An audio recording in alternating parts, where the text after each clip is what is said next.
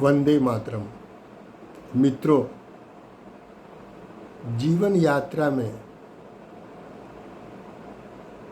खुशी कहाँ है, किस चीज़ से मिलती है? उस लक्ष्य से, उस गंतव्य से या उस मंजिल से जो हम चाहते हैं, जहाँ हम पहुँचना चाहते हैं, जहाँ जो हम प्राप्त करना चाहते हैं, या उस प्रयास से या उस रास्ते से जिससे होकर हम अपने लक्ष्य को प्राप्त करते हैं, अपनी मंजिल को प्राप्त करते हैं। आइए देखें आखिर सत्य क्या है। आपने महसूस किया होगा जब आप किसी यात्रा पे निकलते हैं, चाहे वो अपने मोटर वाहन से निकले हों या रेल से यात्रा कर रहे हों या हवाई जहाज़ से या बस से, यात्रा के दौरान जो आपको खुशी मिलती है, जो थ्रिल, जो एक्साइटमेंट आप महसूस करते हैं, वो एक्साइटमेंट, वो थ्रिल मंजिल पर पहुंचने के बाद थोड़े ही क्षणों में ख़त्म हो जाता है। आपके मन में क्या यह सवाल नहीं उठता है, आखिर ऐसा क्यों होता है कि मंजिल पर पहुंच के हम फिर अस्थिर, बेचैन हो जाते हैं? इसका कारण कभी आपने जानने की कोशिश की? मेरे विचार से इसका कारण है मानव का मन। मानव मन बहुत विकसित है। यह हमेशा विचारों से घिरा रहता है और यही कारण है कि हम लक्ष्य हासिल कर लेने के बाद तुरंत फिर तनाव और चिंता में घिर जाते हैं। खुशी बहुत क्षणभंगुर महसूस होने लगती है या क्षणभंगुर हो जाती है। आपने देखा होगा बच्चे हमेशा खुश रहते हैं। आखिर क्यों? क्योंकि उनका मन उतना विकसित नहीं होता है और वो हमेशा वर्तमान में जीते हैं, इसीलिए बच्चे हमेशा खुश रहते हैं। उसी प्रकार से आपने यह भी महसूस किया होगा, देखा होगा कि जीव जंतु, जानवर, पक्षी सब कितने चहचहाते रहते हैं, कितने खुश रहते हैं। क्यों रहते हैं? क्योंकि वो हमेशा वर्तमान में रहते हैं। भविष्य की उन्हें कोई चिंता नहीं होती है कि कल क्या होगा। इसीलिए चूँकि वो वर्तमान में रहते हैं, इसीलिए वो सदा सर्वदा खुश रहते हैं।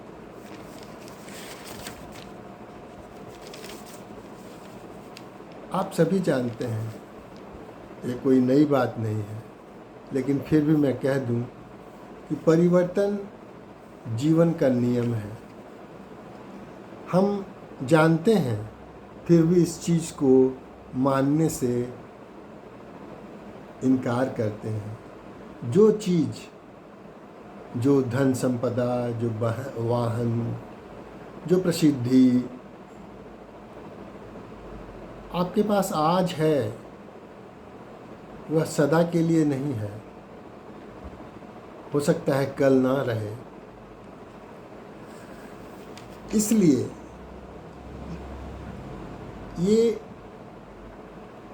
चूँकि ये सारी चीज़ें स्थायी नहीं हैं, इसीलिए मानव का मन भय और चिंता से जुड़ जाता है। मनुष्य सोचने लगता है कि आज जो लोकप्रियता, जो अधिकार, जो संपत्ति, जो वाहन, जो भवन उसके पास है, वो हमेशा रहेगा या नहीं, और इसीलिए हमेशा आगे का लक्ष्य निर्धारित करता रहता है और वह मान लेता है कि अगले लक्ष्य को जब हम पाएंगे तभी हम पूर्ण रूप से खुश रह पाएंगे, और इसीलिए वो वर्तमान में खुश नहीं रह पाता है। वास्तविकता यह है कि जीवन का जादू, या इसे अंग्रेजी में कहते हैं मैजिक ऑफ लाइफ, वह आज में पाया जाता है, वो आज में होता है। वह रोज़मर्रा के क्षणों में, पलों में महसूस किया जाता है या पाया जा सकता है, और जिसे हम बहुत हल्के में लेते हैं, जैसे परिवारजनों के साथ बैठ के चाय कॉफ़ी का आनंद लेना, प्रकृति को निहारना, उसकी सुंदरता को निहारना, अपने मानवीय संबंधों को गहराई से देखना इत्यादि। हम इन सभी चीज़ों को बहुत सीरियसली नहीं लेते हैं, लेकिन असल खुशी यहीं पे है। दूसरी चीज़ कि व्यक्तिगत विकास, यह सही है कि व्यक्तिगत विकास या परिवर्तन की क्षमता, सपनों की खोज, सपनों के खोज की यात्रा, अपनी क्षमताओं का विकास, यह सब हम आज ही कर सकते हैं, वो प्रेजेंट में कर सकते हैं और करना भी चाहिए। भविष्य के लिए लक्ष्य निर्धारित करना और उस पर कार्य करना, यह सब वर्तमान में ही संभव है और वर्तमान में करना भी है। लेकिन भविष्य में खुशी मिलने की आशा में सब चीज़ को गंवाना, वर्तमान की खुशी को गंवाना, यह उचित नहीं है। क्यों? कि भविष्य में मिलने वाली खुशी एक गैम्बलिंग के समान है। ज़रूरी नहीं है कि आप जो आज कर रहे हैं उससे कल आपको खुशी मिलेगी ही, और इसीलिए ये एक प्रकार से मृग तृष्णा है। भविष्य में कुछ पाने की अभिलाषा, इच्छा, और उसके लिए जब हम प्रयासरत रहते हैं तो वो एक मृग तृष्णा के समान काम करता है। और ये ज़रूरी है कि भविष्य के लिए हम काम करें, लेकिन उसके तलाश में वर्तमान के हर क्षण को हम गंवाएं नहीं, क्योंकि वर्तमान के खुशी के क्षण को गंवाने वाला व्यक्ति भविष्य में या अंतिम क्षणों में बहुत निराशा और असंतोष से घिर जाता है। इसीलिए इसको अवॉइड करना चाहिए और वर्तमान में भी खुशी जो मिल रही है उसका उपभोग करते हुए आगे बढ़ना चाहिए। जब हमारे लिए क्या पाया से ज़्यादा आवश्यक कैसे पाया यह हो जाएगा, जब यह महत्वपूर्ण हो जाएगा कि हमने किसी चीज़ को कैसे पाया, तभी हमारी वास्तविक आवश्यकता का पता चलेगा। क्योंकि वास्तविक आवश्यकता उन नश्वर वस्तुओं में नहीं है, उन नश्वर चीज़ों में नहीं है, बल्कि वास्तविक आवश्यकता शाश्वत चीज़ों की है, और शाश्वत चीज़ को पाने से ही आप सदा सदा के लिए खुश रह सकते हैं। अब नश्वर चीज़ यानी कि वही, जैसा मैंने पहले कह चुका, ये भवन हुआ, संपत्ति हुआ, कार हुआ, पद हुआ,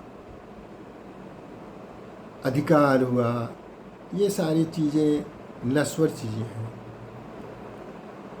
ये होना ज़रूरी है, लेकिन हमेशा आप उसे बांध के नहीं रख सकते हैं और वो प्रयास भी नहीं करना चाहिए। आश्वासक चीज़ें भगवत भक्ति है, पूजा है, प्रकृति का आनंद है। इन सब चीज़ों में अगर अपना ध्यान लगाएंगे तो आप सदा सदा खुश रहेंगे। तो अपनी सुख सुविधा की चीज़ों पर भी ध्यान दीजिए, वो भी आवश्यकता है, वो भी आवश्यक है, लेकिन शाश्वत चीज़ जिससे सदा के लिए खुशी मिलती है उसको भी आप हमेशा पाने का प्रयास कीजिए, उसके लिए प्रयत्न कीजिए। हमें अपनी और ये शाश्वत और नश्वर चीज़ के विषय में हम इसके लिए मुझे अपनी बुनियादी दृष्टिकोण को बदलनी होगी। याद करना होगा भगवान श्री कृष्ण का वह उपदेश जिसमें उन्होंने फल रहित कर्म करने का संदेश दिया है। फल रहित संदेश का मतलब है कि हम भविष्य की चिंता और आकांक्षा को छोड़कर अपना काम करें। और क्योंकि जब फल रहित फल युक्त कर्म करते हैं तो हमेशा हमारे साथ चिंता जुड़ जाती है। भविष्य की चिंता और आकांक्षा को छोड़कर कर्म करने का आनंद लेना हम सीखें, यह बहुत ज़रूरी है। जीवन में आपके हिस्से जो भी काम आए उसे आप खुशी खुशी कीजिए और आप वही काम कीजिए जिसको करने से आपको आनंद और संतुष्टि मिलती है। आपकी खुशी सिर्फ और सिर्फ आज यानी कि प्रेजेंट में है। अपने जीवन के लक्ष्य को प्राप्ति का साधन मत बनाइए। यह मत सोचिए कि गोल लक्ष्य कहीं भविष्य में है। अगर ऐसा सोचेंगे तो अंत समय में जीवन निरर्थक लगेगा। जीवन स्वयं ही लक्ष्य है। अगर आप गौर करेंगे तो पाएंगे कि जीवन ही एक्चुअली लक्ष्य है और वह रास्ता जिसे हम लक्ष्य को प्राप्त करते हैं वही मंजिल है। और इसीलिए उस रास्ते में जो खुशी आपको मिलती है वो मंजिल के पास पहुंच के नहीं मिलती है, या मिलती भी है तो थोड़े समय में फिर ख़त्म हो जाती है। आपकी खुशी अगर कहीं है तो सिर्फ आज में है, यानी कि उस मार्ग में है।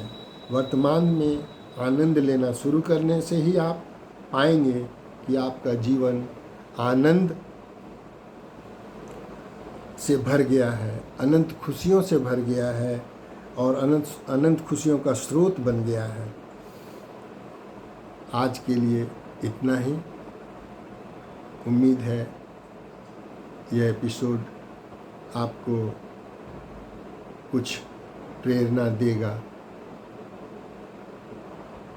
वीडियो देखने के लिए धन्यवाद। Thank you very much for watching this video.